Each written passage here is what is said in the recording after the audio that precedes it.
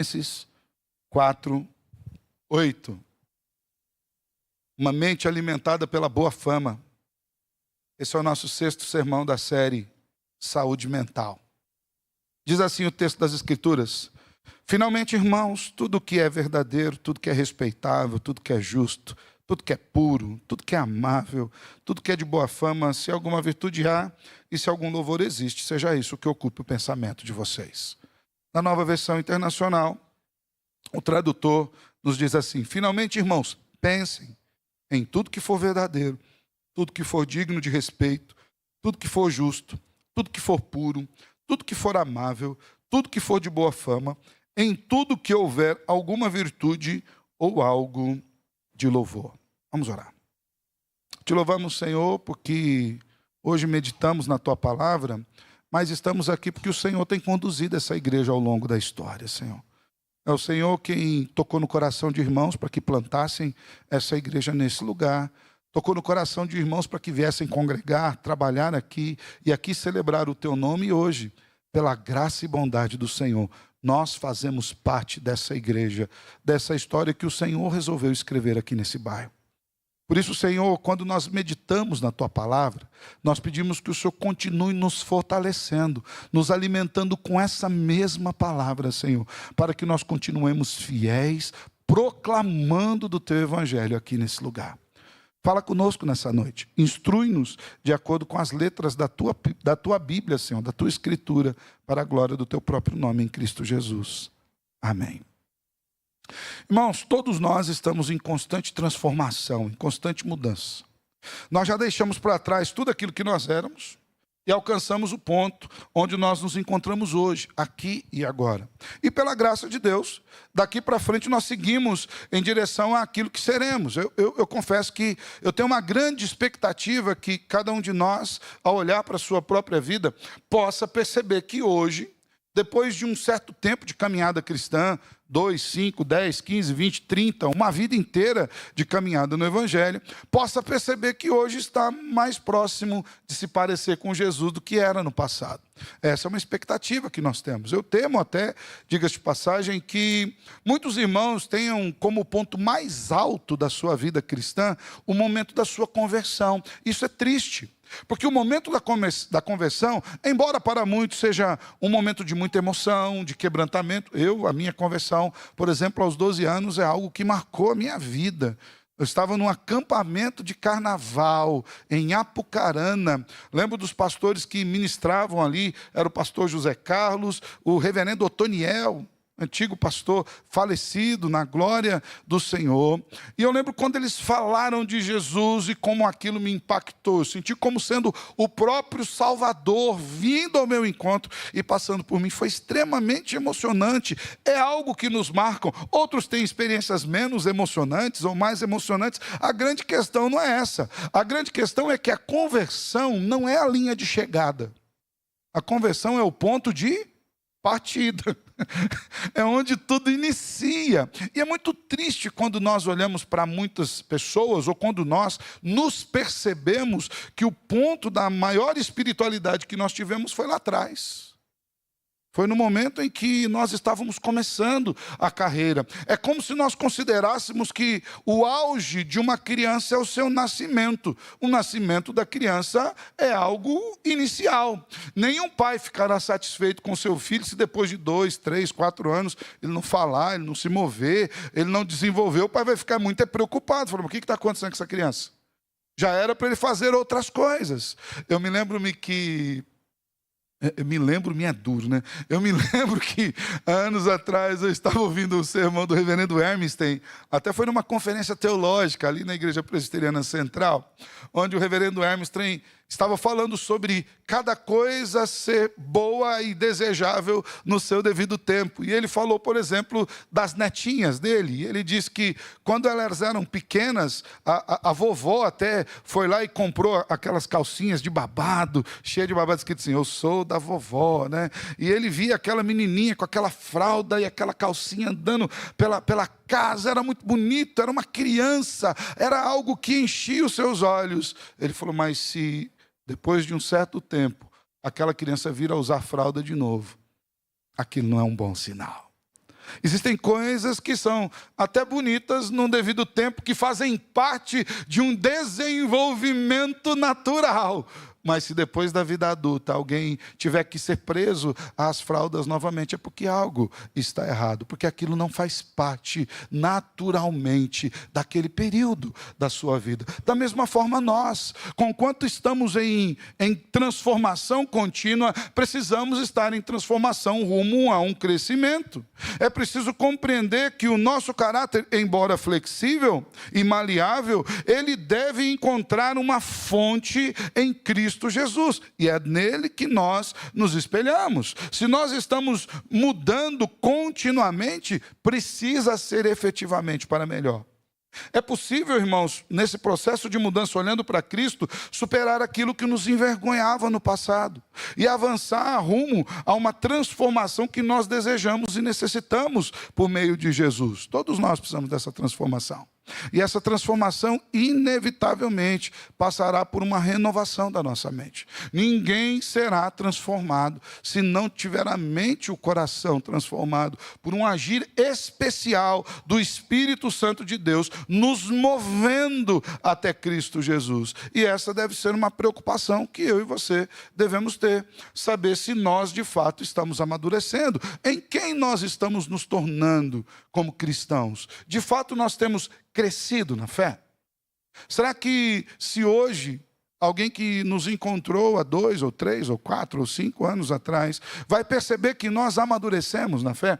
O presbítero Anilton leu o Salmo 119, onde o salmista diz que por observar a palavra do Senhor, por meditar na palavra do Senhor, ele já era mais maduro do que aqueles irmãos que amadureceram pelo tempo. As experiências, o conhecimento que a palavra de Deus lhe trouxe, o amadureceu mais do que a idade, mais do que o tempo. Inclusive, quando nós usamos o termo ancião, presbítero, pastor, bispo, que apontam para ancião na igreja, esse termo ele não aponta necessariamente para uma questão de idade. Ele aponta para uma maturidade, uma capacitação para servir, que ela não é advinda do tempo, embora o tempo faça parte do processo, mas uma capacitação que é advinda de se parecer cada vez mais com Cristo Jesus. Nós estamos mudando, mas em que nós temos nos tornado?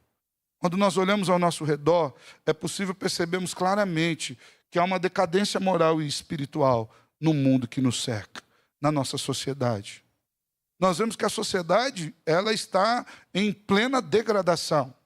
As pessoas exaltam o que é enganoso.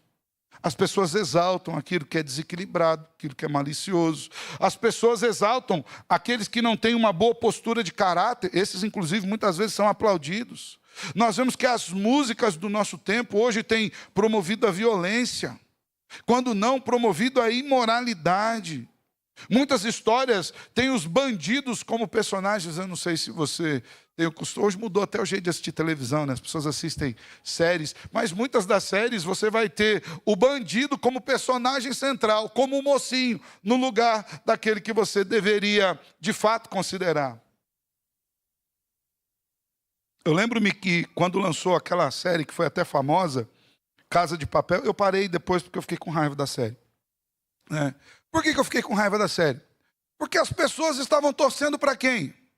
Para os bandidos que roubaram o banco, que colocaram toda uma sociedade de joelhos. E eu lembro-me que em um dos capítulos me chamou muito a atenção, que era uma cena de tensão, aquelas cenas de ação e tensão, onde os bandidos estavam entrincheirados dentro do cofre do banco, e aí vieram os vilões. Quem eram os vilões?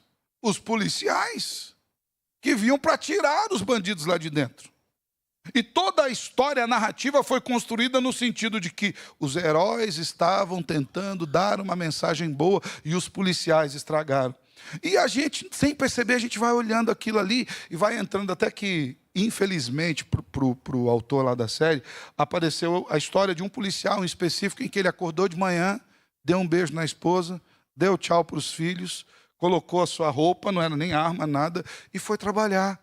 E de repente aparece o mesmo policial lá, digladiando contra ladrões e sendo morto por esses ladrões. E a sociedade estava aplaudindo quem? Os ladrões. Isso, de uma certa forma, trabalha na mente da juventude. Trabalha até nas nossas mentes, se a gente estiver meio desavisado. De maneira que a gente vai distorcendo, chamando o que é mal de bom e aquilo que é bom de mal. Mas esse é o trabalho da sociedade. A nossa sociedade, irmãos, é dessa forma. Por isso nós precisamos nos preocupar como o nosso caráter tem sido formado. Em quem nós temos ancorado os nossos pensamentos. A W. Tozer afirma que não está na natureza humana mover-se num plano horizontal. Ou nós estamos subindo, ou nós estamos descendo. Ou nós estamos indo, alçando voos juntos ao Senhor, ou nós estamos nos afundando, nos chafurdando na lama do pecado desse mundo. Quando alguém toma uma decisão moral em alguma direção, necessariamente é para melhor ou para pior. Isso está confirmado por uma lei espiritual revelada lá em Apocalipse ao servo do Senhor João, quando no capítulo 2, versículo 11, é dito: continue o injusto a fazer a injustiça, continue o imundo a ser imundo, mas o justo continue na prática da justiça, e o santo continue a santificar-se. A nossa natureza é na prática da justiça, na santificação. Nós estamos todos aqui num processo de transformação, mas precisamos nos preocupar em que nós nos temos transformado. Daí, nós olhamos mais uma vez para as orientações que o apóstolo Paulo traz nesse versículo 8 do capítulo 4 de Filipenses, onde Paulo nos traz algumas virtudes fundamentais que devem habitar a nossa mente e devem funcionar como um antídoto para as mentiras que o mundo tem pregado e que muitas vezes a gente tem engolido. Paulo fala que a gente precisa pensar no que é verdadeiro, respeitável, justo, puro, que é amável. E hoje nós vamos, em específico, meditar nessa sexta virtude, que é em tudo que haja boa fama. A nossa mente tem que estar habitada pela boa fama.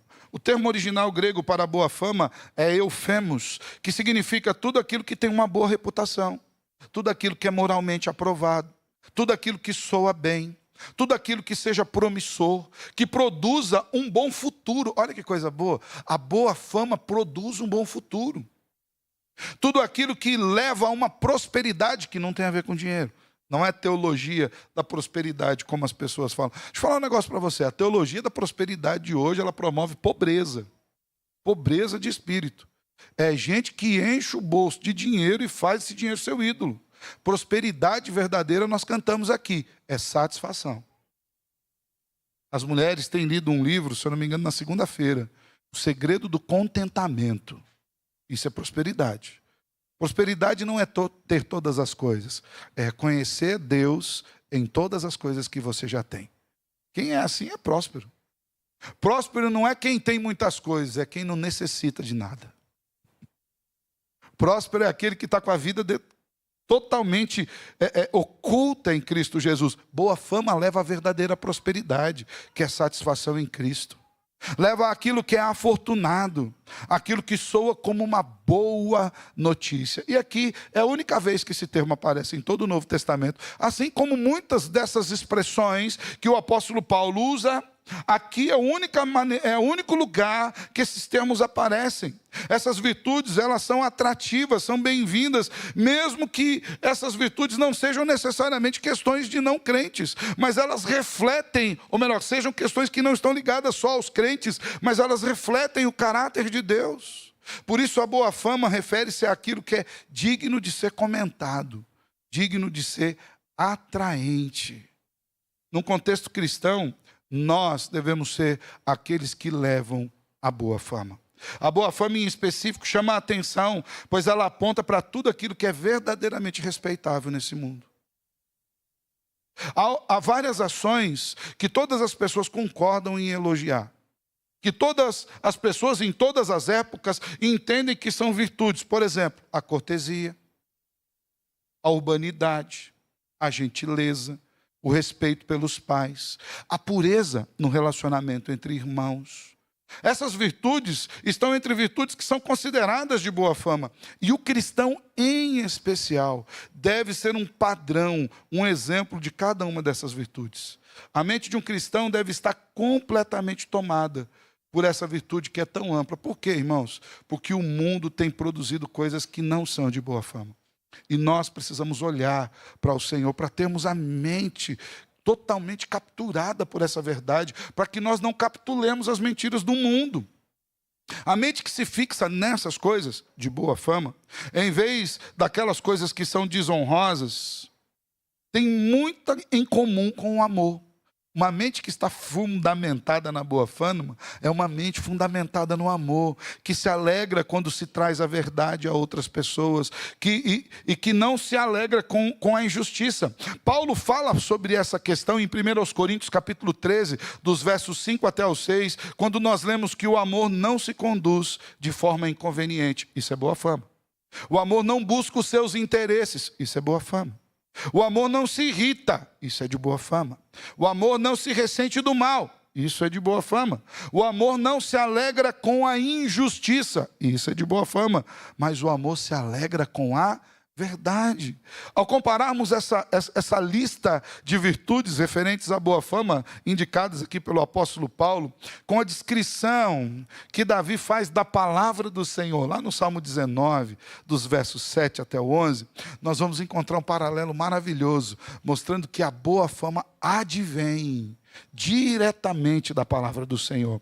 Olha o que Davi nos escreve no Salmo 19. A lei do Senhor é perfeita e restaura a alma. O testemunho do Senhor é fiel e dá sabedoria aos simples. Os preceitos do Senhor são retos e alegram o coração. O mandamento do Senhor é puro e ilumina os olhos. O temor do Senhor é límpido e permanece para sempre. Os juízos do Senhor são verdadeiros e todos igualmente justos. São mais desejáveis do que o ouro, mais do que muito ouro depurado, e são mais doces do que o mel e o destilar dos favos. Lemos isso em outro salmo hoje. Além disso, por eles se admoesta o teu servo, em os guardar a grande recompensa. Perceba o coração do crente, um coração guardado pela boa fama, ele é admoestado pela palavra do Senhor, ele é dirigido, ele é corrigido pela palavra do Senhor. Os pensamentos corretos nascem dessa meditação diária na palavra, de maneira que não é possível separar os atos exteriores das atitudes interiores. Lembre-se, você vai agir de acordo com as inclinações do seu coração. Quando Paulo diz que nós tenhamos a mente permeada, direcionada pela boa fama, Paulo está de fato querendo que nós olhemos para a palavra, para que a nossa mente mova-nos a uma ação de acordo com a palavra. E como é que a nossa mente pode estar alimentada pela boa fama? A primeira maneira disso acontecer é olhando para Deus. Porque Deus é a fonte de toda boa fama. Você não vai encontrar em outro lugar. É na palavra do Senhor. Não adianta você ler um bom livro, de um bom filósofo, ou você seguir a linha dos coachings do nosso dia. A boa fama emana do caráter de Deus. E veja bem, o Senhor já estabeleceu um princípio de boa fama lá na sua lei. Nos 10 mandamentos, no 9º mandamento. O 9º mandamento tem uma relação direta com a boa fama, quando nos diz lá em Êxodo 20, verso 16, não dirás falso testemunho contra o teu próximo. Isso tem a ver com boa fama. Se nós formos olhar a pergunta 144 do Catecismo Maior de Westminster, vai nos dizer quais são os deveres exigidos nesse 9º mandamento, e você vai perceber como isso tem uma relação com boa fama.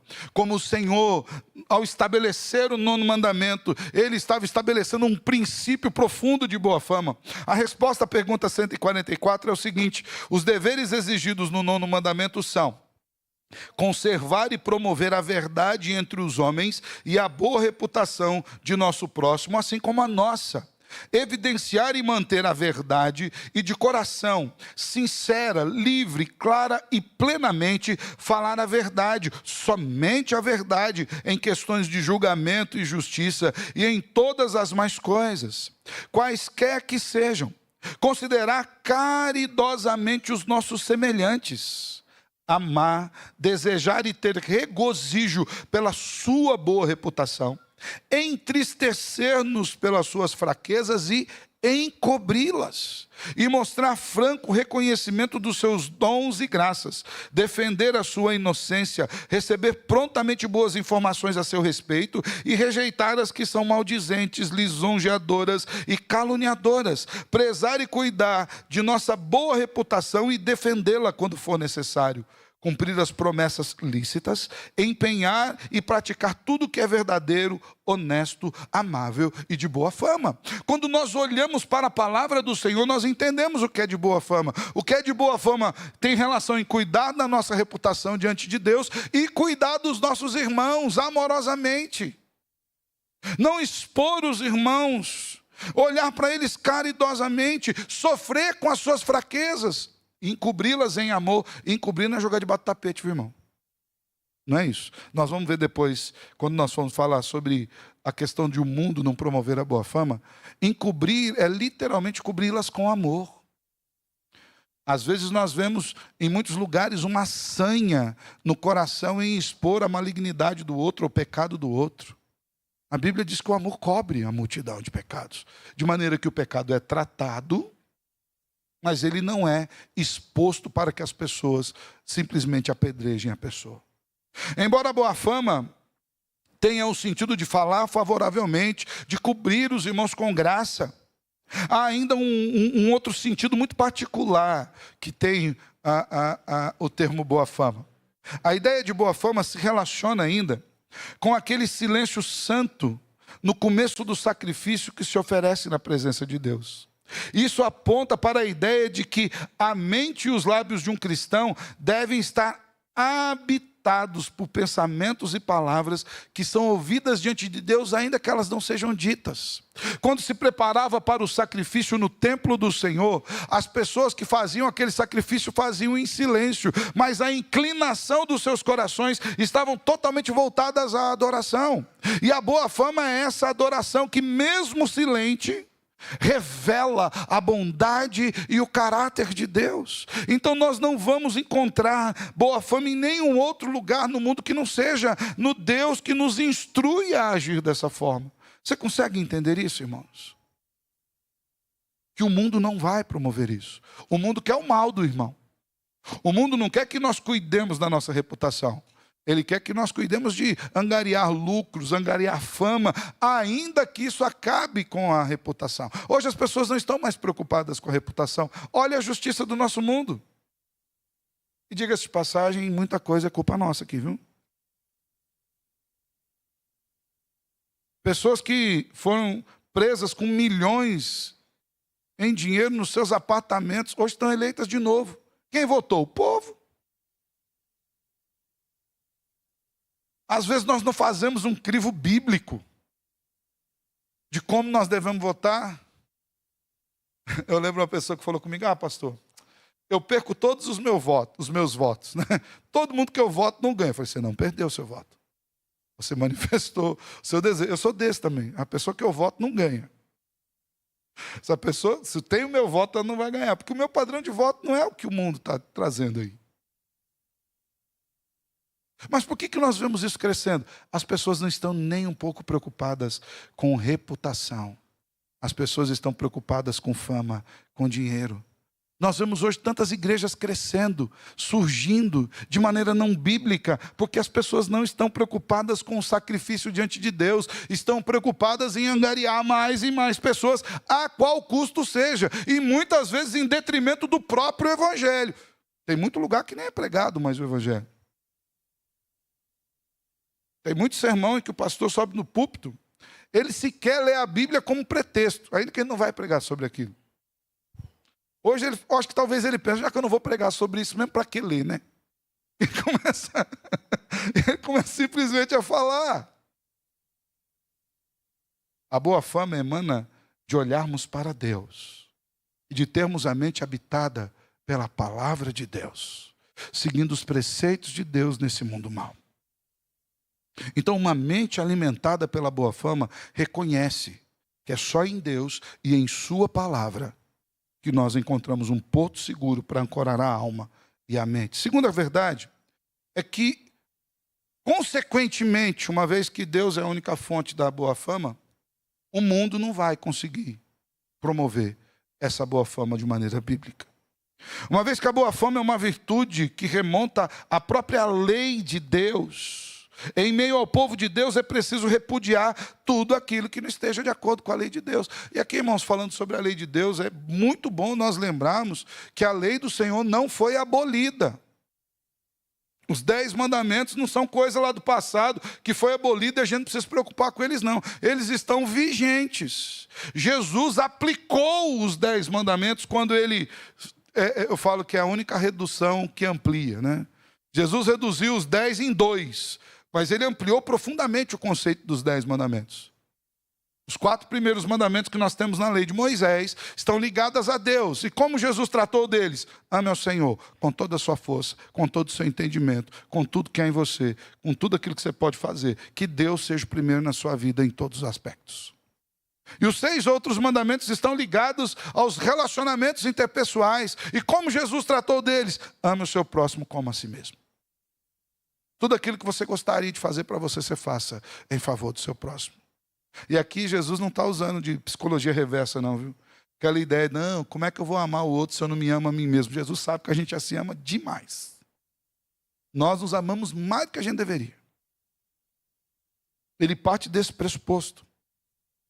Então, é importante nós entendermos que a lei de Deus continua perfeita. Lembra do salmista Davi dizendo, a lei do Senhor é perfeita e restaura a alma.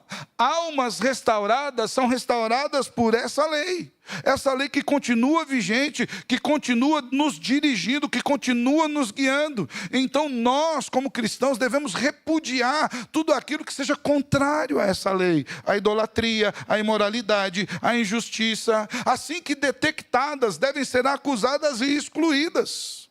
De qual lugar for. Seja da vida particular, sejam dos púlpitos. Hoje nós tristemente temos visto movimentos que têm se afastado da verdade da palavra de Deus. Falei hoje pela manhã da tristeza que eu vi a notícia de uma igreja que tem área VIP para os crentes. Comprada, tá? Você vai ligar, vai passar ali seu currículo para ver se é digno de entrar na área VIP. Se você for uma pessoa importante, se você for uma pessoa famosa, os influencers, né, do dia, hoje a profissão é essa, né? Se você for alguém que não pode ser incomodado, aí você paga para frequentar a área VIP da igreja. Onde você encontra isso nas escrituras? Você não encontra isso em lugar algum. Não há um fundamento, mas por que a igreja tem feito isso? Porque a igreja tem trocado o centro da adoração. Não é Deus mais o centro é as pessoas. Isso tem feito um mal muito grande para a igreja. E aí você vai vendo essas distorções. Quando isso é detectado no nosso meio, isso precisa ser acusado, isso precisa ser extirpado de qualquer lugar, até mesmo dos púlpitos. Hoje tem muito púlpito que tem virado leilão de bens. É verdade, irmãos. Essa semana eu vi lá um pastor lá que falou, alguém dá uma oferta, o irmão deu um tênis de 8 mil reais. Eu fico imaginando que tênis é esse. Um tênis de 8 mil reais, ele tem que sair caminhar para mim e eu emagrecer sentado em casa. Sozinho. E nem doer minhas pernas. E ele leilou, irmãos, alguém aqui, acho que era o tênis dele mesmo. Eu estou aqui com o meu tênis, olha aqui, ó. Eu comprei aqui todo ano para o Senhor, outro doou um relógio de 20 e poucos mil. Eu fico imaginando essa igreja, irmãos. 20 e poucos mil é o carro de muitos de nós aqui. É o relógio de alguns. Mas por quê? Porque isso tem tomado o lugar da verdadeira mensagem da cruz. A gente não precisa fazer sacrifício mais nenhum. Todo o sacrifício já foi feito. Cristo já ofereceu o sacrifício perfeito na cruz do Calvário. Ele ofereceu aquilo que tem um valor tão alto que ninguém pode comprar. Quando nós não olhamos para a verdade revelada nas Escrituras, a gente vai vendo essas distorções na igreja. E aí, em contrapartida, você vai ver que, assim como a pergunta 144 do Catecismo de Westminster nos fala quais são os deveres exigidos nesse nono mandamento que fala sobre a boa fama, a pergunta 145 vai nos falar dos pecados que são proibidos neles. E nós vamos encontrar esses pecados à profusão no mundo, e se não tomarmos cuidado, eles vão adentrar na vida da igreja. Olha só, os pecados proibidos no nono mandamento são tudo quanto prejudica a verdade, tudo aquilo que prejudica a boa reputação do nosso próximo, tudo aquilo que traz um testemunho falso, que suborna testemunhas. Olha outro aspecto, dar sentença injusta, chamar o mal de bom e o bom de mal. Nós estamos vendo isso nos nossos dias, irmãos. Eu falei que essa semana eu fiquei muito feliz com a irmã em Cristo nossa, que foi para a prisão domiciliar aí, por conta lá dos atos de 8 de janeiro. Ela devia estar lá? Não, não devia estar lá. Alguns irmãos eu recomendei particularmente, não vai, irmão. A nossa justiça não é essa justiça. A nossa justiça é lá no altar de cima. É lá que nós nos dobramos. Tinha gente da minha família que queria ir. Quando eu descobri, falei, não, vai não. Fica aqui. Quietinho. Depois de uma vida toda servindo a Deus, vai se expor a esse tipo de coisa? Vai não, fica aqui. Né? E ficou, graças a Deus. Eu fiquei muito feliz, porque embora a irmã não devesse estar lá, não devesse estar naquele meio, mas a gente precisa considerar, irmãos, ela escreveu numa estátua com batom, 17 anos de cadeia. Se nós não entendemos isso como uma injustiça, se nós não entendemos isso como chamar o mal de bom e o bom de mal, nós precisamos rever algumas coisas. A Bíblia condena esse tipo de coisa. É por isso, irmãos, que cada vez mais as igrejas deviam se preocupar em não ser politizadas. Igreja não é palanque. Igreja não antigamente, não é comitê de partido nenhum. Né? Sermão não é comício. Né? E a gente precisa fazer o nosso meia-culpa. Igrejas presbiterianas se abriram à política partidária. Quando a igreja faz isso, ela capitulou.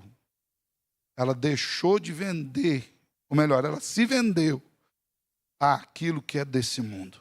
E a gente precisa tomar cuidado. Porque a nossa justiça o mundo não vai promover. A nossa justiça nem é daqui. A nossa justiça é lá do eterno Deus. Falei para os irmãos da semana passada, eu assisti uma entrevista de uma esposa daqueles irmãos que foram martirizados agora na África há poucos dias. Foram 20 e poucos homens martirizados por conta do evangelho. E aí perguntaram para uma dessas mulheres como elas estavam sentindo, porque os seus maridos haviam sido mortos. Ela corrigiu a pessoa que perguntou. Ela falou, olha, ninguém pode matar aquele que já estava morto. Meu marido já estava morto em Cristo. Ele não morreu de fato aqui. Ele se entregou aos braços do Senhor. O nono mandamento condena qualquer tipo de injustiça. A boa fama condena a injustiça, mantendo-nos tranquilos quando a iniquidade reclama a repreensão. Isso é pecado também, não é de boa fama. Olha que coisa interessante, um pecado condenado no nono mandamento que tem relação com a boa fama, ou melhor, com a falta dela, falar a verdade inoportunamente ou com malícia para um fim errôneo, ou seja, perverter a verdade é pecado, irmãos. Tem gente que fala, não, pastor, eu falei a verdade, porque eu sou assim, eu sou sincero. Às vezes você não é sincero, é só mal educado. Tem gente que fala o que vem na cabeça. É uma pessoa que não é limitada pelo poder do Espírito Santo de Deus, não tem a sabedoria. A Bíblia diz que a palavra dita a seu tempo é como mel. Ela é desejável. Tem gente que mata o outro com a verdade. Pastor, mas eu falei a verdade. Mas a verdade dita inoportunamente é pecaminosa. Qual o objetivo de você ter dito isso? Pastor, como pode acontecer isso? Tem muita gente, hoje diminuiu isso, né? Hoje não temos mais nem essa questão de telefone. Mas às vezes alguém confessa um pecado para você, você fala assim, deixa eu colocar na corrente de oração da igreja. Se você quisesse confessar para a igreja, tinha falado comigo e tinha pedido para colocar lá no grupo. A gente precisa tomar cuidado com essas coisas, irmãos.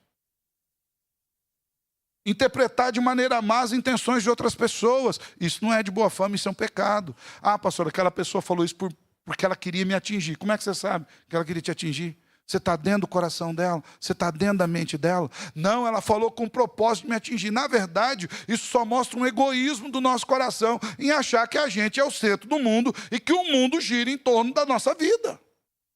Aquela pessoa acordou de manhã, em vez de ser direcionada por Deus, ela foi direcionada por você. Ela falou, não, eu vou na igreja, vou encontrar com aquela pessoa na porta e vou falar isso. Irmãos, é muita pretensão. E às vezes a gente age assim. Às vezes a gente age assim quando a gente não quer perdoar. Isso é próprio do mundo. Esse juízo temerário é próprio do mundo. Também é pecado agravar faltas menores, encobrir, desculpar e atenuar pecados quando são chamados à confissão franca. Aquele irmão que pecou, pecado particular, você expor aquele irmão é pecado, e aquele irmão que expor publicamente, você tentar encobertar ele também é pecado. Nós precisamos agir com sabedoria diante de Deus, diante daquilo que o Senhor nos dá. Regozijar-se com a desgraça do outro, com a infâmia de alguém, é pecado. Prejudicar, desprezar, escarnecer o outro, é pecado. Admiração excessiva pelo outro, ter as pessoas como ídolos, é pecado. Então veja bem, todas essas coisas a gente vê no mundo. O mundo valoriza o status quo das pessoas. Isso não é de boa fama, por isso o mundo não vai produzir isso. Quando algo que não tem boa fama surge, deve ser logo percebido, detectado e tratado. E a gente precisa tomar cuidado com isso, irmãos. Porque às vezes isso tem tomado conta até mesmo da igreja. Às vezes nós fabricamos ídolos. Quantas pessoas não têm pastores como ídolos? Não tem a sua fé, em vez de ser fundamentado na palavra, no pastor. Pastor, como é que acontece isso? João Calvino já nos diz há anos atrás que o coração humano é uma fábrica de ídolos. A gente tem a capacidade de idolatrar coisa boa, de colocar aquilo no lugar do Senhor. Então, como eu vou saber qual é a boa manifestação da boa fama? Se a fonte é Deus e o mundo não pode trazer, em terceiro lugar, nós vamos ver que uma mente alimentada pela boa fama é uma mente que entende que Cristo é a manifestação perfeita do que é de boa fama. Você quer saber o que é boa fama? Olhe para Jesus. Olhe para a sua vida, para a sua palavra, para a sua submissão, para o seu exemplo. E aqui mais uma vez falando, não são sermões moralistas, copie Jesus nisso, copie Jesus naquilo, mas é inevitável que nós entendamos que o Senhor é um modelo de vida genuinamente na dependência do Espírito Santo de Deus. É Cristo. Você quer saber com exatidão o que é boa fama? Olhe para Jesus. Jesus promoveu a boa fama nas suas atitudes. Olhe o caminhar do mestre. Ele curou doentes. Ele restaurou pessoas que estavam quebradas. Ele levantou aqueles que estavam caídos. Obviamente uma boa fama. É uma boa notícia. O Evangelho de Cristo é o poder de Deus para salvar todo aquele que crê. Romanos 1,16. Cristo morreu para reconciliar os ímpios. Romanos 5,6. Deus justifica o ímpio por meio de Cristo. Romanos 4,5. Cristo veio para salvar pecadores. Mateus 9,13.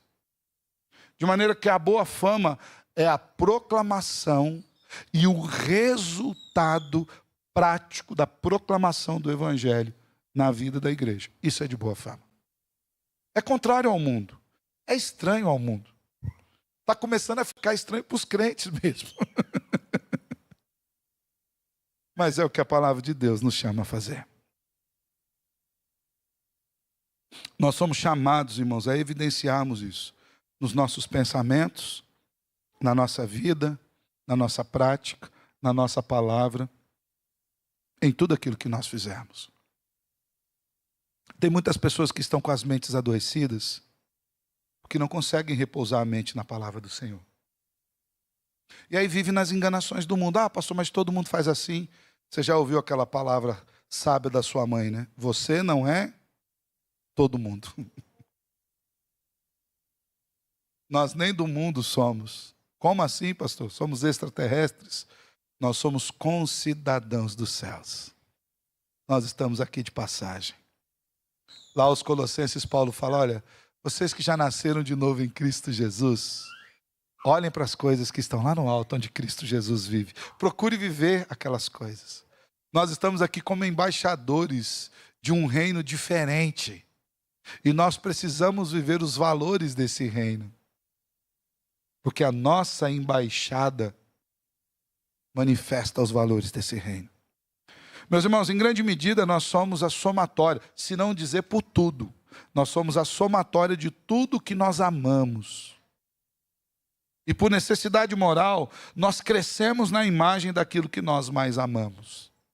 Pois o amor, entre outras coisas, é uma afinidade criativa que nos molda e nos transforma. Então, se nesse processo de mudança da nossa vida, nós de fato amarmos a Cristo, nós vamos nos parecer cada vez mais com Cristo. Você se parece com aquilo que você ama. É só você olhar o que você anda conversando. Lembro-me que há muitos anos atrás, pastor Valdeci Santos, nas aulas de mestrado, foi nas aulas de pós-graduação. O nome da aula era Self-Assessment. Era olhar para dentro de si mesmo. Era isso, né? Eu, quando olhei aquele nome de aula, eu falei, vou reprovar. Esse nome aqui, eu não consigo entender o nome. Aí o professor explicou o nome, falou, não, há chance para mim, né? Olhar para dentro de si mesmo. E eu lembro que o pastor Valdeci falou, você quer conhecer aquilo que toma o coração de um crente? Veja o conteúdo das suas orações. Você ama aquilo pelo que você ora. Isso que você ama. Você está orando direto para ficar rico, você ama o dinheiro. Você está usando o Senhor como um meio. Você está orando direto para ter coisas, você ama coisas. Você está orando direto pelo sucesso, você ama o sucesso. E o nosso amor molda quem nós somos. O amor é sem dúvida o mais poderoso agente que afeta a natureza humana depois da ação direta do Espírito Santo dentro da alma. Amar objetos errados é fatal para o crescimento espiritual, porque torce e deforma a vida e torna impossível a imagem de Cristo se formar na alma humana, naquela alma que não deseja isso. É somente quando nós amamos ao que é reto, ao que é certo, que nós tomamos a forma daquilo que é certo. É somente amando a Cristo, olhando a sua palavra. É somente quando nós debruçamos nas Escrituras e dizemos como salmista, quanto amo a tua lei. Ela é o meu alimento todo dia. Eu encontro nela a saciedade. É só assim que a gente vai produzir pensamentos de boa fama. Por quê? Porque nós estamos alimentando a mente com boa fama. Há muitos cristãos que estão com a mente completamente adoecidas, porque deixaram de buscar as suas referências na palavra de Deus. Assim, queridos, quando algum pensamento estiver ali, tentando encontrar um lugarzinho na nossa mente, a gente precisa fazer uma análise sobre ele. Será que esse pensamento seria aprovado por Deus? Será que Deus aprovaria esse pensamento? Será que esse tipo de pensamento se parece com Cristo? Com que esse pensamento se parece? Será que as atitudes que vão derivar desse pensamento, elas vão promover a glória de Deus? Então, se esse pensamento for levado a cabo, se eu vier a praticar as coisas decorrentes desse pensamento, Deus vai ser glorificado? Se a resposta for não, o pensamento não pode estar na nossa mente. Ele tem que ser colocado para fora. Somente com um relacionamento pessoal com Deus Trino é que nós conseguiremos, de forma prática, pensar em tudo aquilo que tem boa fama. Eu quero propor aqui 5 aplicações rapidinhas aqui para a gente. Senão já vai ter gente querendo que eu fique doente de novo, para o sermão ser mais curtinho, né? Falei hoje pela manhã, o sermão foi rapidinho porque eu estava doente. Vai ter gente que falou, pastor, está na hora de ficar doente. Não, mas está acabando. Isso não é de boa fama. A primeira atitude prática, irmãos, não falemos mal das pessoas gratuitamente. Você quer viver uma vida guiada pela boa fama? Para de falar mal dos outros. Que os nossos lábios sejam abençoadores e não amaldiçoadores. Pastor, mas eu não tenho nada de bom para falar daquele irmão. Fala nada então. Fica quieto. Você não tem nada de bom para falar, fica quieto. O Senhor não se agrada com falarmos mal das outras pessoas. E até, diga de passagem, se nós não tivermos nada de bom para falar, vamos para a cruz, pedindo para que Deus nos dê bons motivos, para que Deus molde a vida dessa pessoa, de maneira que nós tenhamos coisas boas a dizer sobre elas. Não fale mal das outras pessoas, porque isso não é de boa fama. Segundo, privilegie a gentileza e a afeição, meu irmão. Isso é de boa fama. Sejamos amáveis, tal qual Cristo foi amável. Que a nossa expressão manifeste o amor do mestre. Quando você encontrar alguém, chegou na porta da igreja, pastor, aquele irmão veio assim, meio bravo, pergunta para ele porque ele não está bem. Aconteceu alguma coisa com a sua semana? Você pegou um exame de saúde ruim, está faltando dinheiro na sua casa, está precisando de alguma cesta básica, o que eu posso fazer por você? Precisa de uma oração, precisa de uma visita. Seja gentil. Às vezes nós simplesmente estamos quebrados e nos achegamos na casa de Deus. A gente precisa do bálsamo, da presença do Senhor, manifestada também no amor dos irmãos. Seja gentil. Quantas vezes você já não chegou destruído por dentro? E às vezes a pessoa pergunta, você está bem? Você tem tanta coisa para falar? Você vai alugar metade da tarde da pessoa, você fala, não vai. Eu estou bem. Mas você não está bem. Você está precisando de um abraço. Está precisando de um carinho. Pastor, mas igreja é lugar disso? Sim, igreja é lugar disso. Que é a comunidade dos santos, irmãos. É a comunidade daqueles que vivem de acordo com Jesus. Privilegie a gentileza, a afeição. Ofereça uma carona.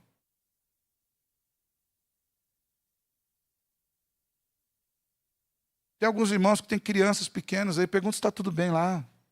Precisa de um tênis. Às vezes quer comer um bolo, dá lá um bolo para essa criança. Faz uma oferta abençoadora, generosa para o irmão, ninguém precisa ficar sabendo. Quem precisa ficar sabendo vai ficar, é a pessoa. Que Deus vê todas as coisas. Abençoe. Isso é de boa fama. Terceiro, não deprecie as pessoas, irmãos. Está vendo aquele lá também? Irmão, não deprecia ninguém. Todos nós temos os nossos poréns. Qualquer dia desse eu quero pregar de novo. Um texto que eu já preguei há muitos anos atrás. Falando sobre Naamã. Aquele que era herói de guerra. A Bíblia diz, porém, era leproso. Todos nós temos um porém. Todos nós temos um ponto obscuro na nossa vida. Não deprecie as pessoas. Tenhamos cuidado para não usarmos argumentos, às vezes elaborados até mesmo em defesa do Evangelho. Quando a motivação do coração é a competição, é a inveja, é colocar o outro para baixo. Lembra da oração do publicano e do fariseu? O fariseu chegou e falou assim, obrigado que eu não sou igual a esse homem aqui. Ó. Isso aqui é um pecador, isso aqui não vale nada, Senhor. Olha, eu sou dizimista, eu vou no culto, eu não falto à igreja, eu faço oferta, tudo aquilo que precisa eu estou lá, Senhor. Eu te agradeço que eu não sou igual a esse homem aqui, não. E a Bíblia diz que ele orava de si para si mesmo. Porque o único que acreditava naquelas mentiras que ele estava dizendo era ele. Deus conhecia ele. Nós não podemos nos enganar imaginando que se a gente fizer uma oração bonita, a gente vai enganar Deus. Vai convencer Deus pela força do argumento. Não há. Mas o publicano, eu imagino, não está escrito isso no texto, mas eu imagino que ele tem ouvido o conteúdo daquela oração.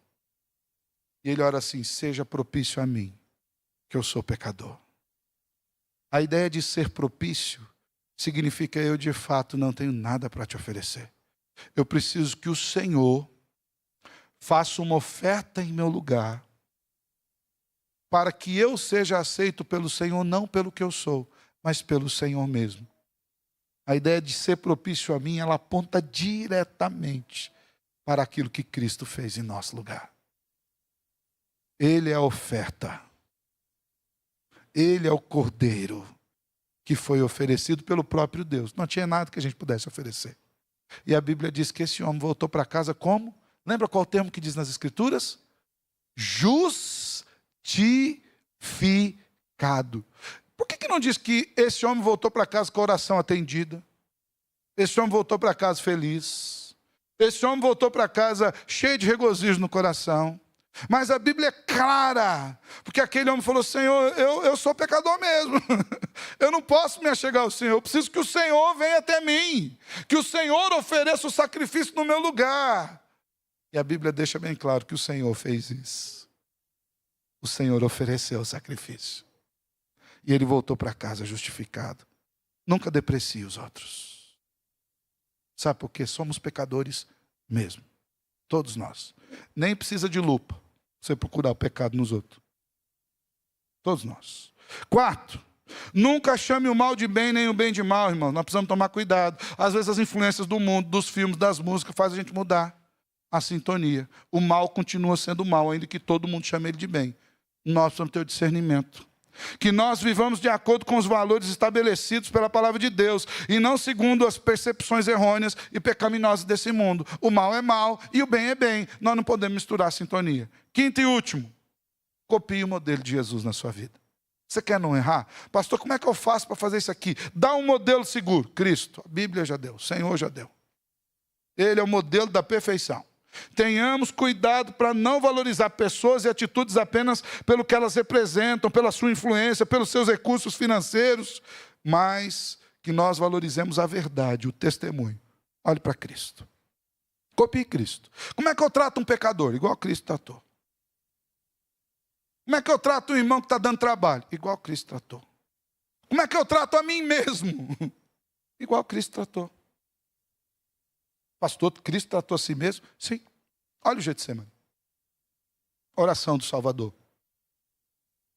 Sabendo de tudo aquilo que iria ocorrer, que ele seria entregue por pecadores, ele ora ao Pai: Senhor, se possível, Pai, se possível, passa de mim esse cálice. Mas como ele tratou? Que não seja feita a minha vontade, mas que a sua vontade seja feita. Aí você vai lá em Atos dos Apóstolos, você dá um pulo. Do Getsemane lá para o Atos dos Apóstolos. Pá. E você vai ver Lucas dizendo: por isso Deus, o Pai, o ressuscitou dentre os mortos. E deu-lhe o nome que está acima de todo nome. A ponto de, ao nome de Jesus, se dobrarem todos os joelhos. Diga de passagem, ao nome de Jesus. O nome de Jesus é o único nome pelo qual importa que nós sejamos salvos. Copie o modelo de Cristo, na obediência, na submissão, no tratar das pessoas. Que o Senhor nos ajude, irmãos, a abraçar em nossos pensamentos, sentimentos e ações tudo aquilo que é de boa fama. Olhando para a palavra, para o caráter de Deus, para a lei de Deus, expurgando aquilo que o mundo traz como boa fama e olhando sempre para o Salvador, copiando o Salvador em todas as coisas. Amém? Fecha seus olhos, quero orar com você.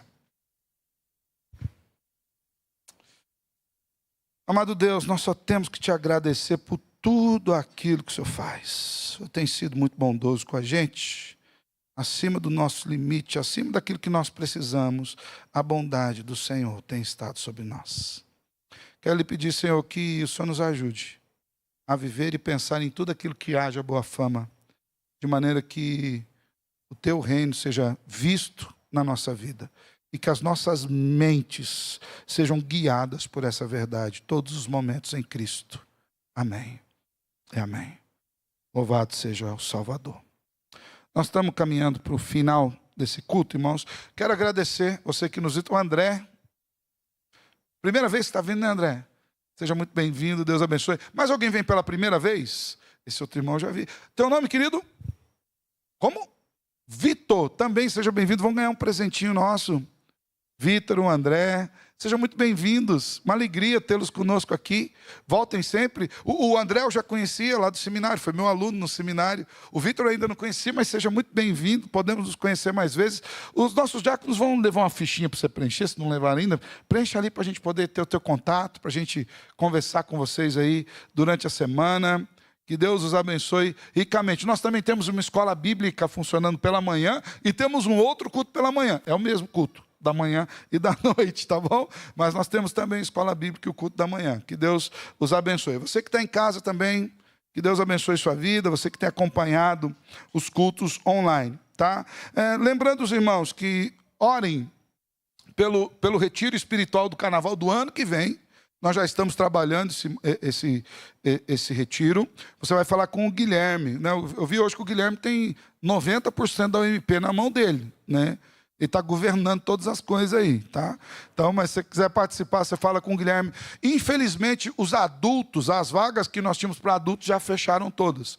Agora é juventude mesmo, jovens e adolescentes, que nós vamos ter vagas para participar conosco, tá? Outra questão sobre a juventude, sábado que vem é o Lavacar, Gui. É sábado, a partir de que horas? Das 8 às 5 da tarde, os nossos jovens vão estar lavando os carros aqui na igreja. Por que eles estão lavando o carro? Para juntar dinheirinho para ir para o acampamento de carnaval. Né? Já vão estar trabalhando para isso aí, amenizar a fatura lá. Então você que tem seu carro em casa, você traz aqui para lavar, irmãos. Moçada, cuida bem do carro, lava direitinho. Não lava com a Scott Bright ali, para deixar bem limpinho. Ele usa o outro lado. Nem a bucha Scott Bright, eles não usam. Já compraram aí mais aspirador, lavadora. Traz aqui, entre em contato durante a semana. Eu vou colocar no grupo da igreja o telefone e o contato do Gui para você marcar um horário para participar. Já vou deixar o meu ali guardado, que o meu carro demora 2 horas.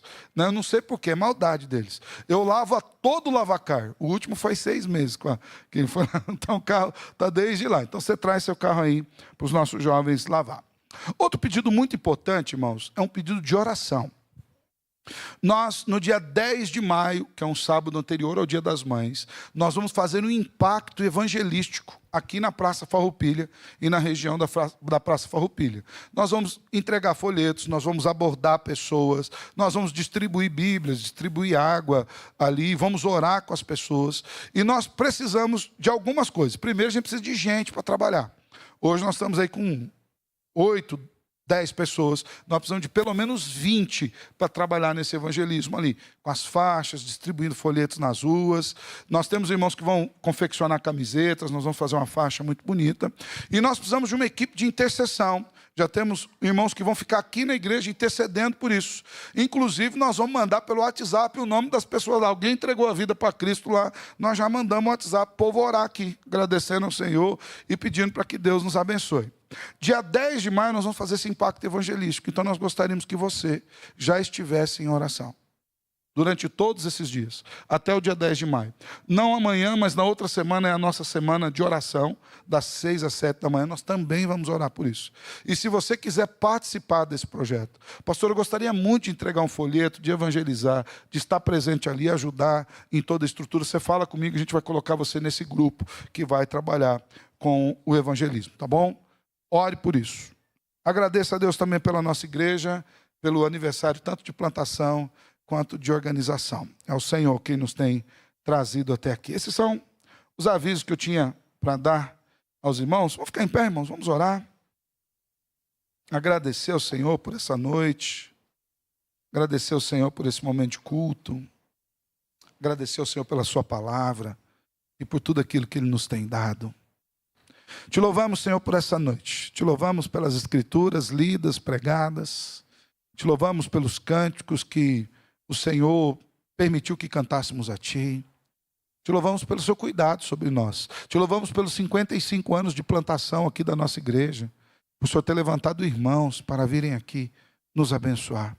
E queremos lhe pedir, Senhor, que o Senhor nos guarde com fidelidade todos os dias da nossa vida. Que a Tua palavra sempre encontre lugar de morada no nosso coração.